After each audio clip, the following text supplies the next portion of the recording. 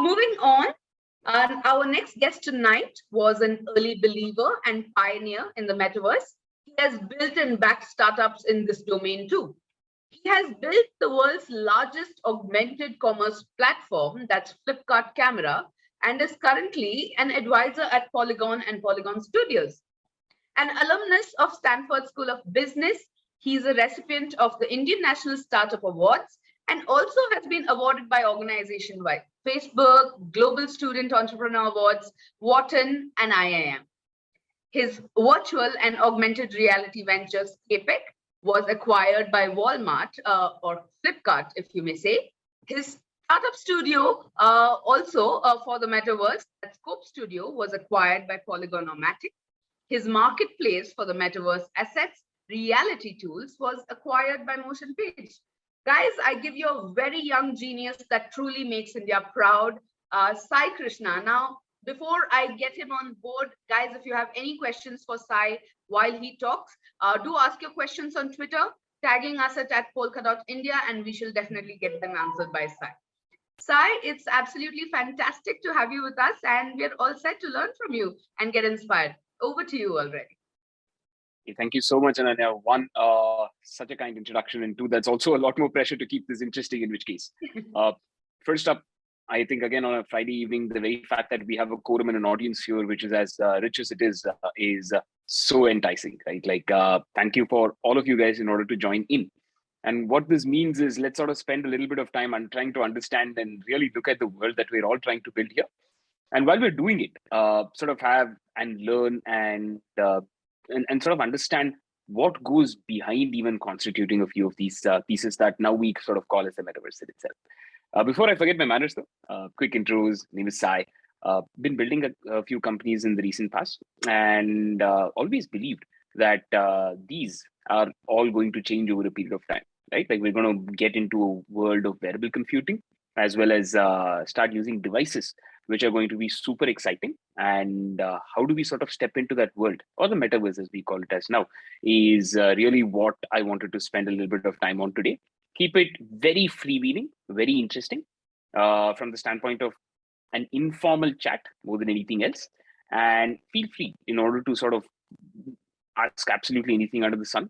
No question is perhaps out of bounds, or no question is perhaps something that we might want to skip in today's chat. With that, I do think that given it's a very visual medium, right? Like it's better that I actually fire up my screen and share some material with you guys as we sort of walk through it. So why don't I share? Perfect.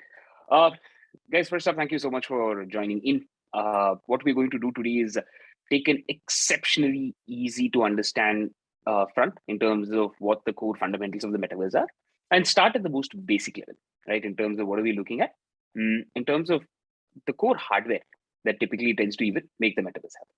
I want to sort of keep this fairly crisp, purely from the standpoint of ensuring that we are spending enough time going about this as a back and forth session as compared to anything else.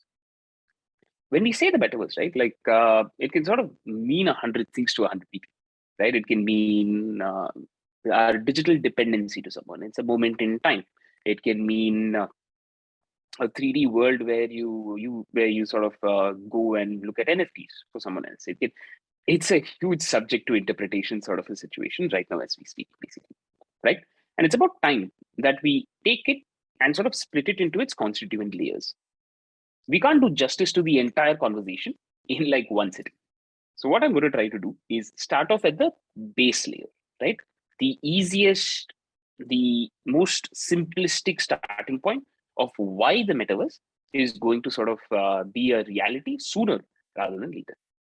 And in order to understand that, let's sort of break it down into what goes behind augmented reality, virtual reality, and mixed reality, right? Like the core technologies that companies have been working on for years now, before the metaverse sort of really became a thing in itself. But before I even get there, right, like this is probably us right now. You are going to be present like this, sitting on your couch, or probably in your offices, now that we've started to get back. But a few things, if you notice, are very evident. Your dependency on these devices is actually like quite crazy. So you want to go from where you are right now to a future like this, right? Like where people are able to holographically project each other, converse, talk, have like these incredible moments of collaboration and all that. This is like our definition of where incredible opportunity can sort of be unlocked, right? Like virtual reality and augmented reality as we go forward. Now, this future is actually a lot closer than you think. So today we're not going to look at anything more than sort of spend time on what is it going to take us to make this 3D world sort of happen. So the metaverse sort of comes in various embodiments, right? Like it actually starts off with the devices that are present in your pocket right now, your smartphone. And if you notice, the very concept of the metaverse is going to be a mixture of both virtual reality and augmented reality, and how you're able to bring that through together. With augmented reality, all of you are actually already doing a lot of this yourself. You remember the time when you sort of fired up Snapchat and you were able to show it on top of a building in order to make the building wobble around or sort of have a bit of an effect? That's a start. Think of virtual reality where you slipped on an Oculus in order to see a completely virtual world. So these are all constituent building blocks of where the metaverse is going. And eventually, we're going to have one device that's going to help you go between a VR interface and an AR interface quite seamlessly in order to really enable this and make it a frictionless experience as we look at it.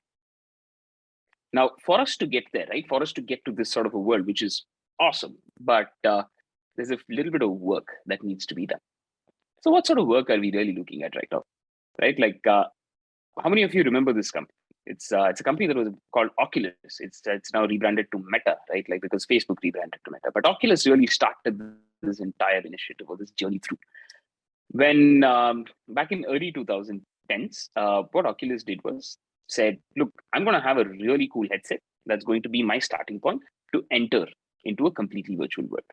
And that's what the metaverse is.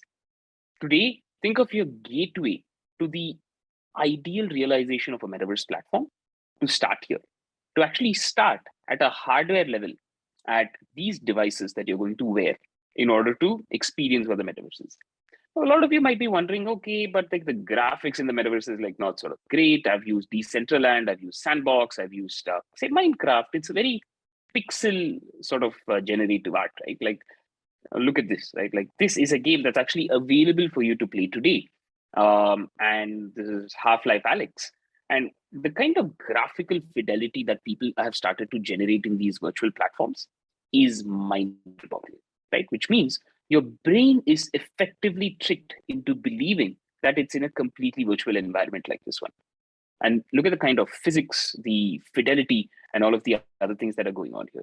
So each time this is happening, think of the number of use cases that can change through. You could span industries, you could go from productivity, collaboration, art, NFTs, collectible, gaming. That's the possibility here. You're actually moving from an internet that is 2D in nature, right? Like how we're sort of talking to each other right now, to an internet that's actually a lot more 3D in nature, right? You're actually able to spend time inside the internet, right? Our embodiment of the internet in itself. And to make that happen, the metaverse needs hardware. And to make hardware happen, companies have been funding these hardware companies for nearly a decade right now. And we're finally ready because this headset that you see here on screen called the Oculus Quest has been over 2 generations selling out more than 8 million devices, which is more than actually the sales of Xbox devices that are out there. Which means at a per hardware unit, the VR industry or the metaverse industry is already bigger than Xboxes, right? Now, what you need to follow through with that is actually amazing content. Now, even before we came here, right, the whole metaverse journey started with something as simplistic as a piece of cardboard that you see here. This was a very fond project called Google Cardboard, really where you sort of slid your smartphone in and started watching a lot of this content in virtual reality. And it was just a very exciting way for you to experience this content in itself. Now, we've gone a long way from this to this. Now, these devices have become super sleek, super easy to use, have become exceptionally good in terms of their fidelity, and their form factor has kept getting smaller and smaller and smaller to a point where you now have glasses from Ray-Ban, which actually look no different from a normal pair of glasses that you're wearing. But the first thing that you'd be able to do is automatically fire up AR and VR use cases to that really easily. The other part of what the metaverse is actually augmented reality. When we keep talking about the metaverse, we actually stress a lot about this whole virtual world that you're going to, an embodiment of the internet, and you slip on a device and it's an escapist hatch into this completely parallel social and economic fabric that we're building in with the blockchain.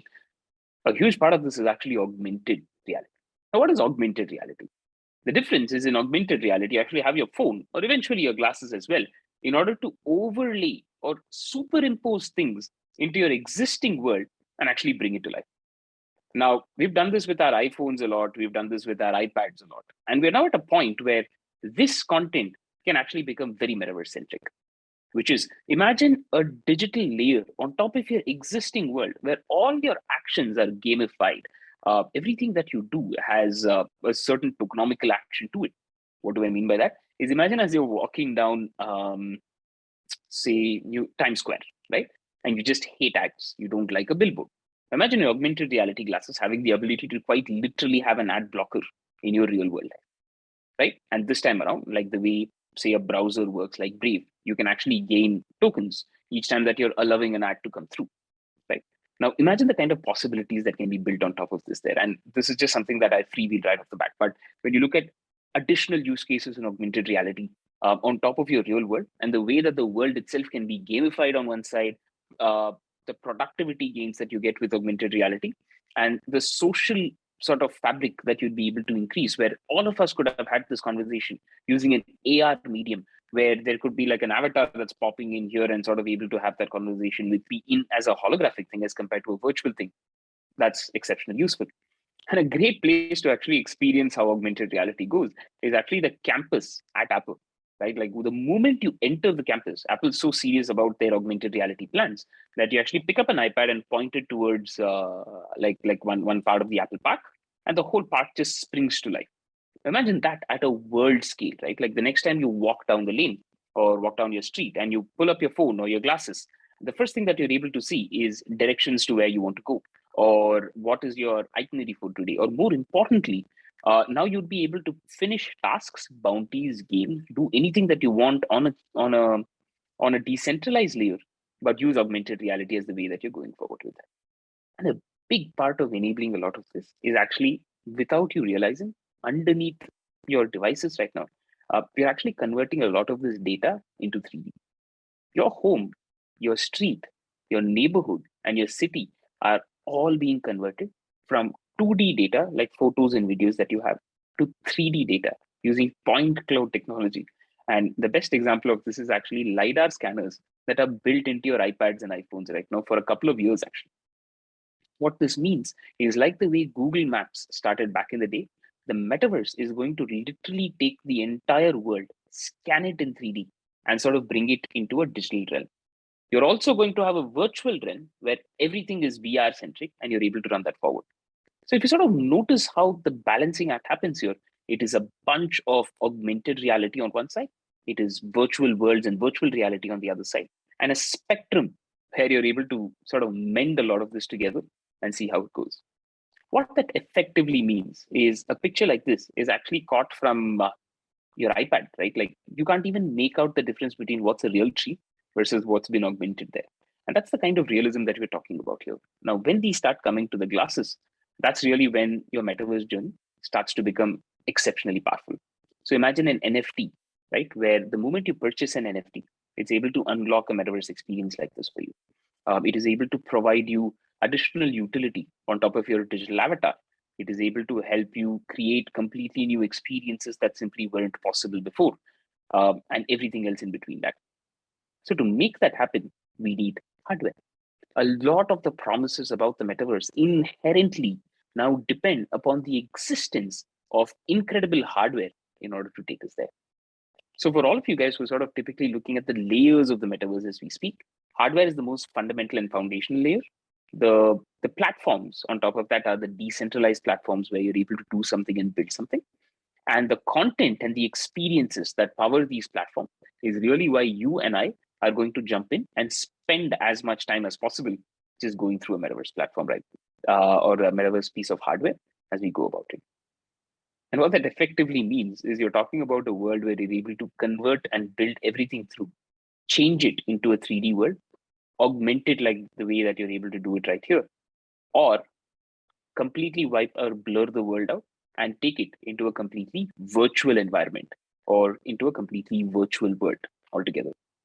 The kind of possibilities that this will start through with are super exciting, right? And that also means that you're not just going to stop with leisure, right? It's not going to always be art, speculation, experiences. They're actually going to come to a world where industries get revolutionized with the way AR and VR goes. VR can be an incredible education tool, can be an incredible training tool. And augmented reality can actually be a super useful way in order to guide someone, a really useful way in order to present information in ways that were simply not possible before. Having two hands free and then doing something while you're explaining or diagnosing super mission critical projects is a superpower, right? So how are you able to sort of build that world through? Have a metaverse of corporate intelligence, right? Like, which is what Microsoft is up to. And that is really where you're sort of going to have the next wave of innovation as it comes through. So when you sort of look at the metaverse, right, like you might be asking, sure, all this is cool, but what's in it for me, right? Like, as all of you who are looking at core parts of what's going on with metaverse platforms, I think the first thing that is to understand here is the path to 1 billion users is actually a lot closer than ever before. Right? When you sort of look at spatial computing between 2020 and 2022, you're actually looking at more than 500 million people using augmented reality on a daily basis. Right? This is through platforms like Instagram. This is through platforms like Snap, where so much of the foundational work of making your phone your gateway drug into using the metaverse has already started. Of which a lot of these people actually already shop using augmented reality, play in virtual reality. There are 22 million concurrent users in VR more often than not, which means that devices like the Quest 2 are foundational to the success of what the metaverse is. And outside this, a lot of folks actually use augmented reality within your maps, right? When you fire up Google Maps or Apple Maps or sort of start looking at that, you're already at a path where you're using augmented reality to do real world activations. A lot are actually using flight simulation training or medical use cases where training actually happens in virtual reality. There are design tools in mixed reality, and more than 1 million people are going to sort of already be working with smart glasses in one way or another in order to enhance their productivity, which means that the metaverse and spatial computing are closer to 1 billion people using these platforms more than ever. Now, with exceptional hardware that sort of comes through with this as well, that is going to be a much further and faster journey than ever before. So the way that you can look at this is, how do I build things on the metaverse? On 3 layers. There's a marketing stack, there's a commerce stack, as well as a productivity stack. So in the marketing stack, you're talking about things like NFTs, you're talking about experiences, you're talking about art, ways that you make me feel. The commerce stack sort of plays in, but is additionally on top of that, things like digital fashion, is things like products that you can buy, a digital pair of shoes that I can have access to. And productivity is really where you're able to improve upon a North Star or a metric that a team has, say, the way that you can design your new car, the way that you're able to visualize a new home, or diagnostics when it comes to frontline jobs and how that sort of comes through. And you're already seeing so many signs of this around you, right? From search bars, or like in Google search, you're able to do a lot of this. In Maps, you're able to do a lot of this. In YouTube, you're able to do a lot of this. In social media, right? Like you're able to do a lot of this again. And in advertising, you're going to see a lot of this as well. Right? What this effectively means is you're sort of visualizing a world where a lot of what we've mentioned is automatically starts to come through to a virtual environment or an augmented environment. And what I mentioned about mapping the entire world in 3D means that now I can, from a productivity standpoint, map the entire location, send it to you in a virtual reality headset, and you'd then be able to take a look at that automatically. Now, the possibilities in terms of this sort of a spectrum have only just begun, right? In terms of scanning, in terms of showcasing something in virtual reality and in augmented reality, and enhancing the experience and how you're able to take that forward. So before you get started, just know the land, right? Like understand what the metaverse is about, at least from a hardware and a content rendering perspective. Get the differences between VR, AR, as well as pass-through devices, as we call it as, and realize that there are exceptional use cases that you can build in each one of these and sort of move forward. Then select the right platform in order to sort of build your next big idea on top of. And in between all of this, just have a lot of fun. The metaverse is at a space right now where people are just starting to experiment on the possibilities, right? It is almost like a wild west of sorts. So the great part is there's no rule book. The great part is there is no boundary conditions. That's also the scary part, right? And that's really where opportunity lies at.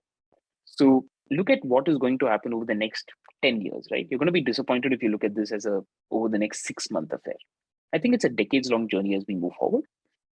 And as we move forward through that whole decade, there is just so much value to unlock in this scenario. But if you've got an idea and you've got an idea that's around NFTs, it's around building something in the decentralized space, and if the metaverse is a part of that narrative, the one part that you need to ask yourself is this needed? Right? Like, be super candid and try to, just really spend a little bit of time trying to see if this is core value that is really needed in the first place, right? And only if you are convinced that there is utility, there is value, and there is entertainment, and it's a very memorable way that you're engaging with your audience, either through tokens, non-fungible tokens, metaverse applications. Only at that point of time do you start building. But if you've crossed that hill, it is an absolutely incredible time to be building dApps and to be building on top of chains at this point of time, and be looking at a future where hardware is not too far off, and the experiences that this hardware can unlock is deeply exciting. So as we sort of close this down, it's a super simple conclusion that it is genuinely one of the most incredible times to be involved in building for a technology space like this. And I'm just so glad that on a Friday evening, I have more than a small quorum, but a very large one, sort of in agreement to that. But that's it from my side. Wonderful. Thank you so much, Sai. Maybe ask a couple of questions at this juncture.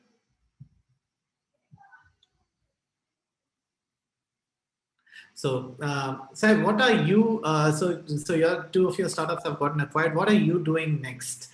And in a related note, what are the top opportunities that you see in the metaverse space that people could, gun for? Sure thing. Broadly, I end up spending my time right now in between a clutch of odd projects, initiatives, and products that are super exciting on the Polygon chain. Polygon, as you guys might know, is having more than 7,000 apps that are typically deployed through to it, as well as one of the most used EVM-compatible chains that are out there. The number of metaverse projects that typically tend to deploy on top of Polygon, like the Decentralands, the Sandboxes, and the others, are just super exciting in terms of how the world is sort of evolving through from here. Most of my time looks at core platform level work. This could be OpenGL or specific rendering level things that needs to increase in terms of fidelity, as well as the way that we even experience a lot of these things. And the other bunch is probably identifying exceptional bets or exceptional startups that we get to associate with at a chain level, at a product level, or at a moonshot factory level, which is what Cope Studio is. And then from there, sort of work in close collaboration, and then move it closer to launch. That's mostly where my time goes to at this point of time. The second part is in terms of the opportunity that you would typically see in the space. Is I sort of split it down, as I said, into 3 layers, right? Like the first layer is the hardware, right? But hardware is sort of a big boys game, right? It requires a deep amount of patience, capital commitment, as well as a certain know-how of the space in order to navigate that through. But the layers on top of it are actually super exciting, which is really where NFTs sort of start coming in, right? The way that you're able to build core token logic as well as non-fungible token logic on top of a metaverse platform or on top of a metaverse hardware layer is actually very exciting. You can sell land, you can build on top of the land, and on top of the land that you have built, we find ways in order to excite people to come in there and spend more time more often than not. So when you look at opportunities, I wouldn't say there is one path as compared to a framework of thought, right? So the framework of thought is that you should spend time looking at it from a platform layer, an experience layer, and an infrastructure layer. What do I mean by that?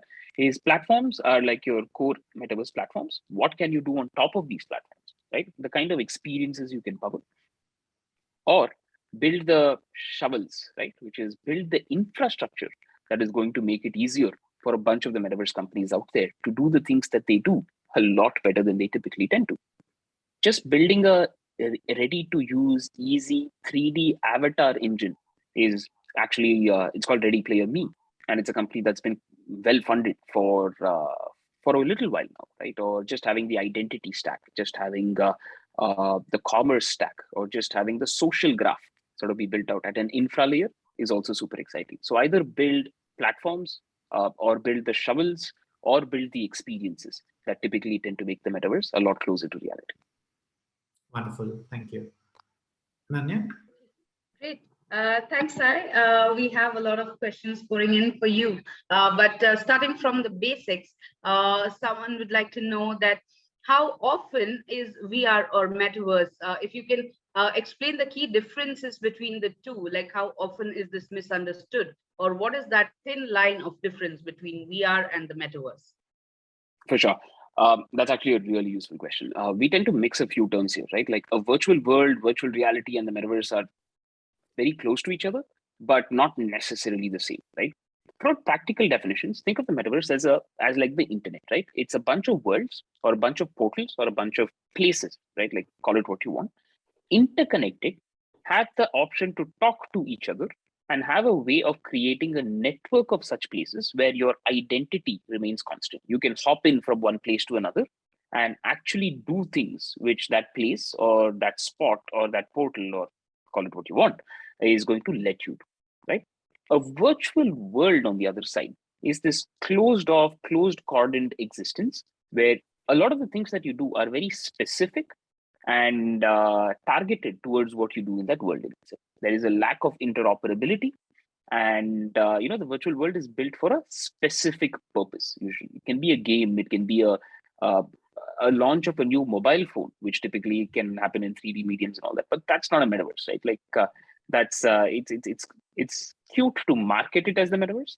It's nowhere close to. It's a virtual world at the end of it. Virtual reality is the method or the medium with which you access both of these in the first place.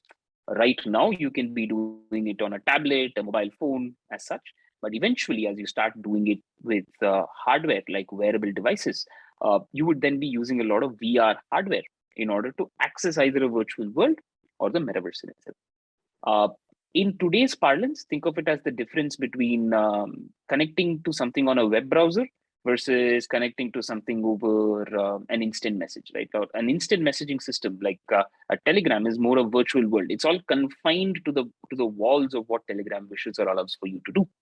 While a metaverse is a lot more like the web browser, right? You're able to fire the browser up, go between tabs, carry your identity through because you sign in with Google, sign in with Facebook, and you sort of have this shared sense of presence across a bunch of the tabs that you do. For example, this might be a Zoom call that's going on, but like 10 people here might be, scrolling through Instagram as we speak, right? And that's inherently a good thing, right? And that's because that is because that's what the metaverse is also going to be. It's the embodiment of the internet that you're going to be a part of. Right. Sai, on that note, since you mentioned assets, right, that support the metaverse, so this one's a great one from Prashant. Is having an avatar a very integral part of the metaverse world? And if yes, how is avatar a part of augmented reality? Sure thing. So I think what ends up happening is humans are creatures of self-expression, right? Like avatar, no avatar, let's forget that for a second. As a species, we like to show off, right? Like all animals like to show off, right? Like for very different reasons. But we have grown up at this point, like wishing to signal or wishing to let the others know that there is something which I have, which is desirable as a trait, which you must pay attention to.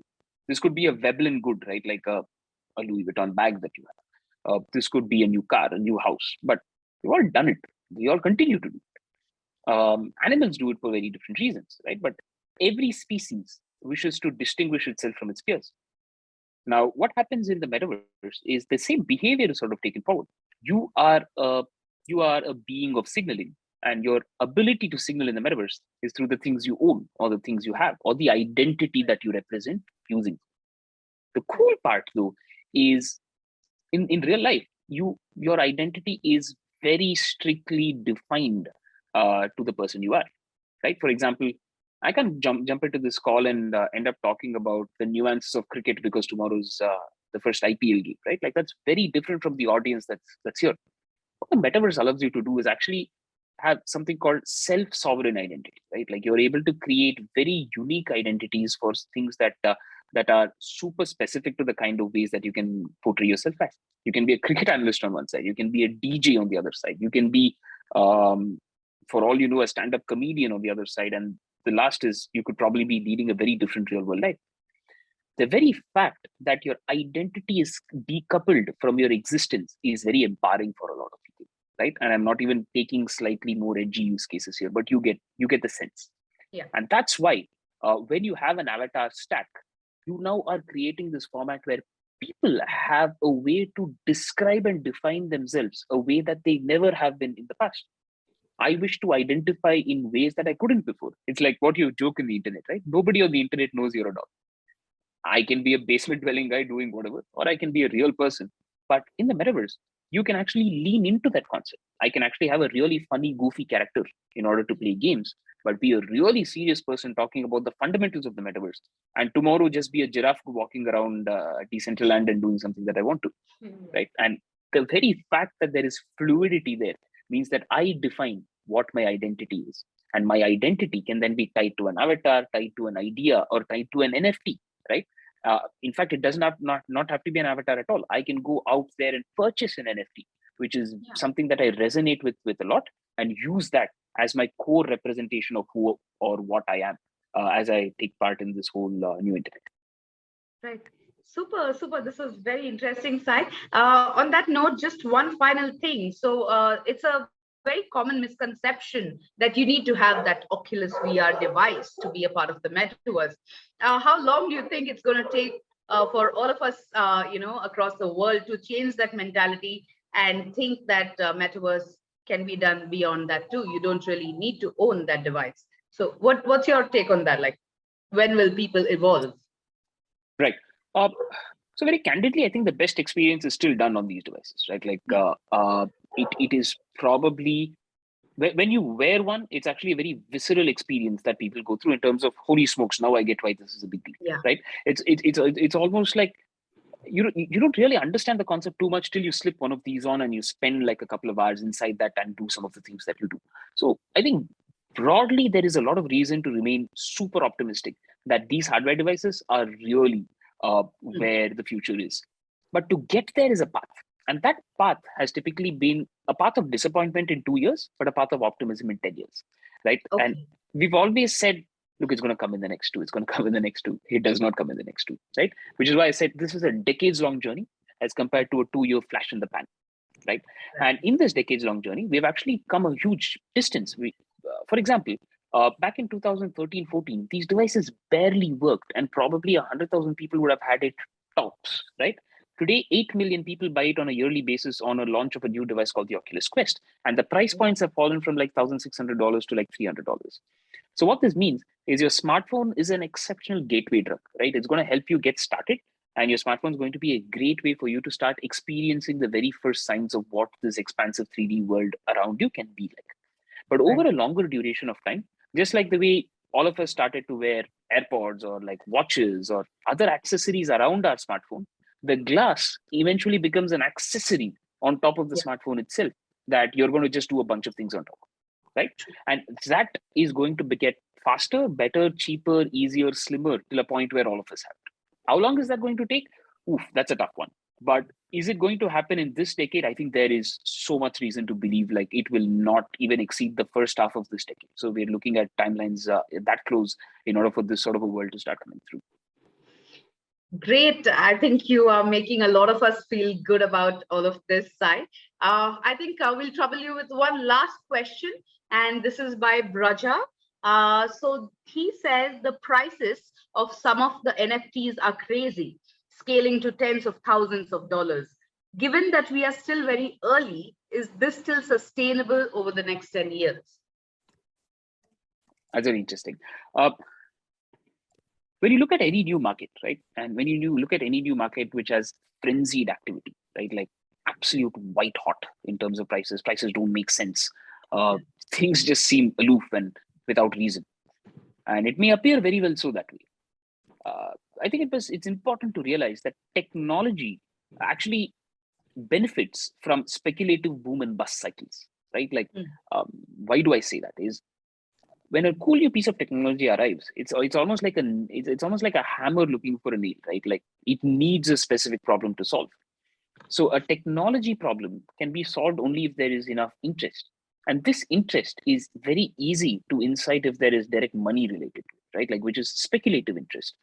And what that means is a boom and bust cycle means that technology meets money, money meets more people meets smarter people build cool things for the technology, right? Effectively, the boom and the bust cycle is needed to bring in cash, to bring in people, and to bring in ideas in order to take this industry forward. If NFTs do not have the kind of frenzied market activity that they do right now, that is actually a bigger cause for concern, which is not enough people think it's actually early enough that they can bet $10,000 or $100,000, probably millions of dollars on some of these ones in order to hope and sort of stick it through in the long run that this is going to only increase in price. Because that sort of deep-rooted conviction and that sort of deep pockets, both are needed from a talent perspective and a market initiation perspective, that you are going to set this to be the next big thing. Otherwise, what happens is what I would call as the 3D printing syndrome, right?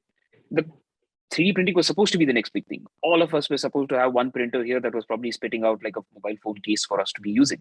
Yeah. It's not the case, right? Like, why didn't that happen? That didn't happen because there was no direct way to correlate the economics of money to what you're up to at a technology perspective. Cool piece of technology, but did not have the boom and bust cycle in order to go from cool piece of technology to, oh my word, this is the future. That's where NFTs are different. And the very reason that those sort of speculative cycles exist means that you're attracting more capital, the people behind the capital, as well as incredibly smart builders to come in and start taking this space seriously. If anything, you're still exceptionally early and probably the right reason to be betting and also being on this call as well. Yeah. I think, Sai, if a 5-year-old would be on this call, he would have understood all that you said too. Thanks for breaking it down to such basic levels that was very easy to understand. Thanks, Sai. I think we've taken a lot of your time today, and I think we'll keep in touch and do many more things together for the community, with the community. And it was simply great having you around, Sai. Thank you so much for doing this, guys. I think it is very important that we start a narrative around a lot of this. Yeah. So thank you, and all the best to everyone.